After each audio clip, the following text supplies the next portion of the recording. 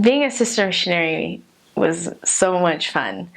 And I think one of my favorite parts about being a sister missionary is, I think first, typically when I was younger, when you think of missionaries, you think of elders, sisters that didn't go on missions as often, or as in large amounts of numbers, I guess. But with the age change, I was blessed to go out with the wave of missionaries. And so there was an enormous influx of sister missionaries in my mission, and I think in all the missions in the world. But when I came in, it was kind of in the beginning phases of that wave. And so by the time I was done with Marble Cliff, serving in Marble Cliff,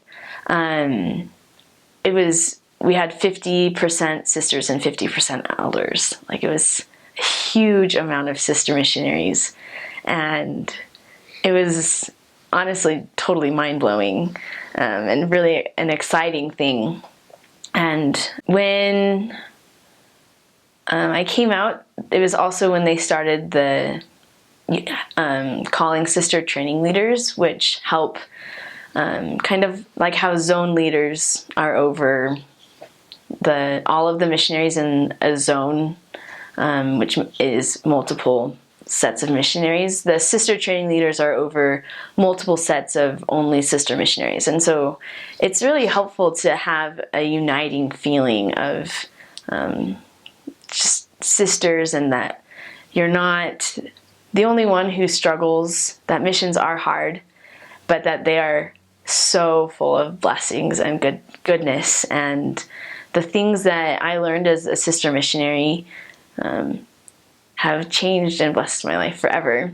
And I think it's learning that's contained in such a small amount of time, but it exceeds like spending, years there as just a normal member. And I just think, I don't know, in an aspect, sister missionaries, especially when I served in, I guess in all of my areas, it was unexpected. People would open the door, and a lot of times they'd be like, girl missionaries, girl elders is what they called us. And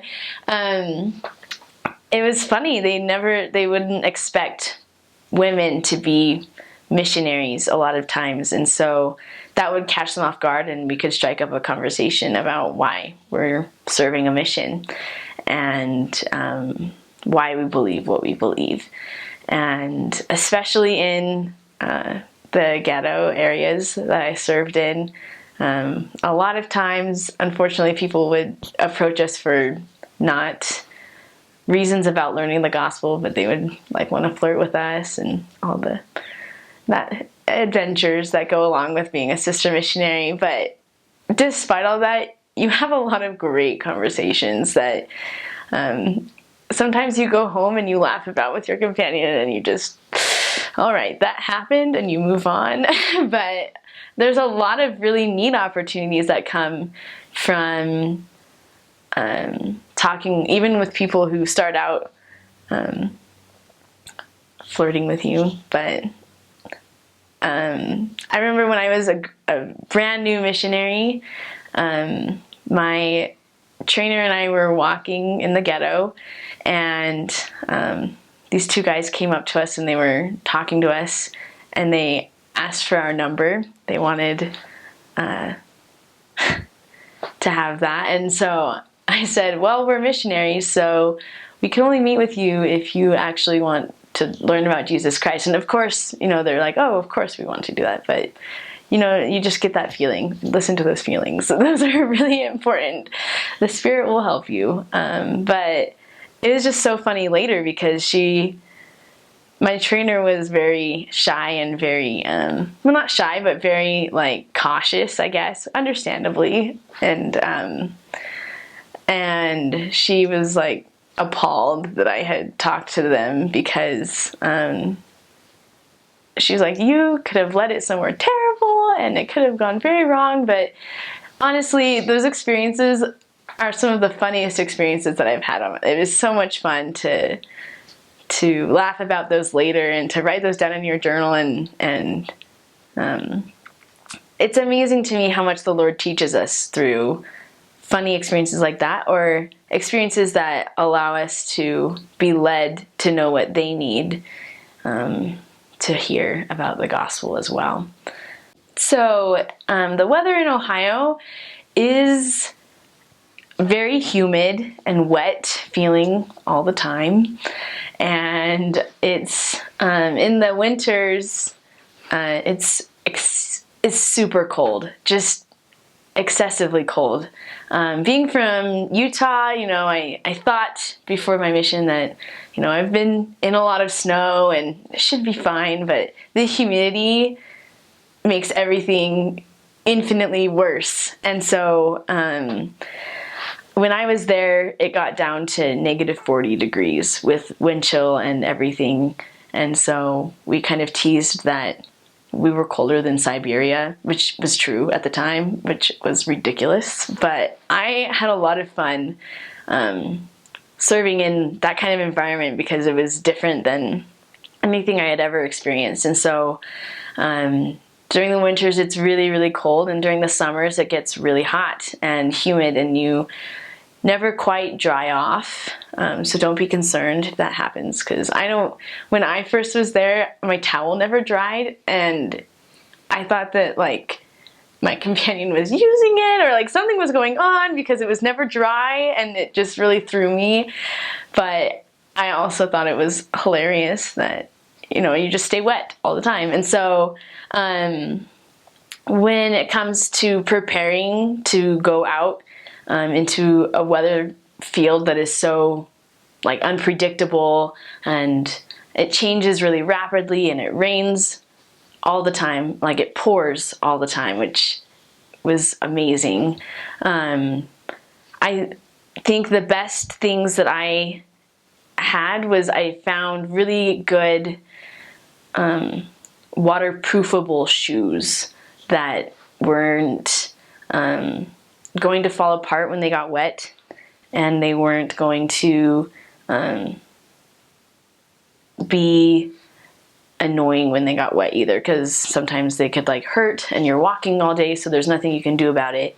The best investment that I made for my mission was a feather down coat, and it was so warm, and I would study in it in the mornings in my apartment and wear it everywhere. I still wear it, and it's kind of excessive for here, but I really was so grateful for that coat, and it made a big difference. And it's really long. It goes down to here, or mid calf. You probably can't see that.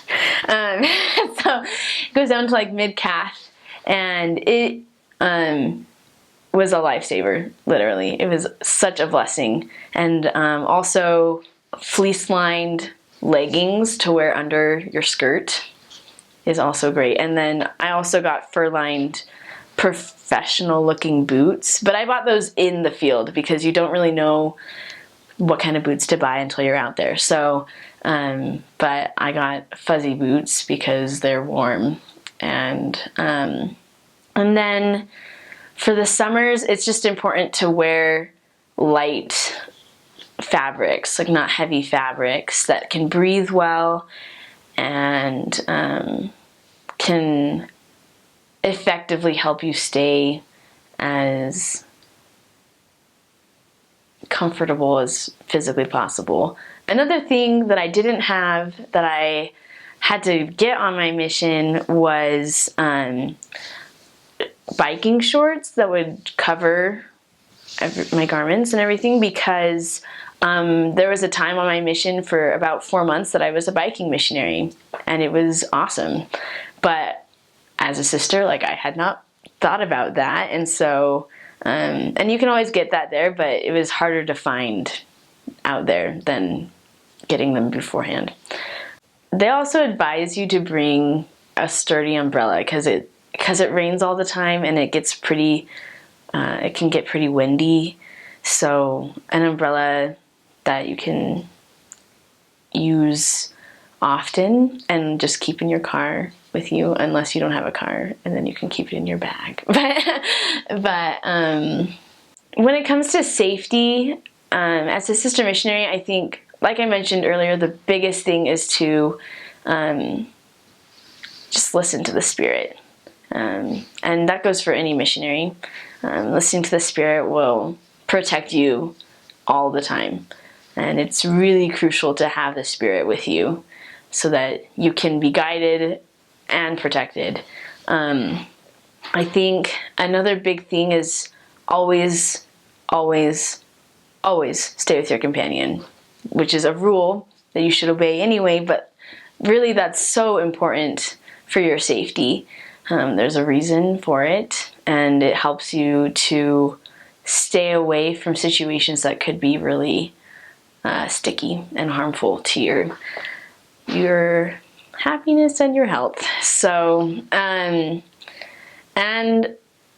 I think really those are the biggest things. And when it comes to safety, just being, wise in where you are and at what time of the day it is. So like, don't stay in the ghetto when it gets dark, because it's just not a safe place to be. Really for anyone, but especially for women at night, sister missionaries at night. And so, I think too, making sure that, one of the biggest things for me was making sure that I kept to the morning schedule and exercised every day, because that helped me feel more ready and like mentally prepared and physically prepared to be on top of everything. And if I needed to get out of a situation, I could, because I was still physically active and not being active. Also, a big thing I learned on my mission was to, the streets in Ohio are, we tease that they're paved after the cow paths. They just kind of go wherever, but they never really intersect again. And so just being aware of just the roads and like driving really, really carefully, especially in the winter, because it's really icy and cold. And so it's just really precarious to drive. And with that, also, since it kind of relates, a thing that I ended up getting for my mission was a GPS, because I don't know where Ohio places are, at the time, and we could use like a normal map, but then you spend an extra like who knows how long figuring out how to get there and figuring out where you are. And so with being safe in your cars, also having a safe way to know how to get there is better than trying to have one person look at a map while the other's driving and they're like, I can't see, because it's chaos. So just making sure that you're both aware in the car and safe and aware of the situations of the roads and other people outside of your car.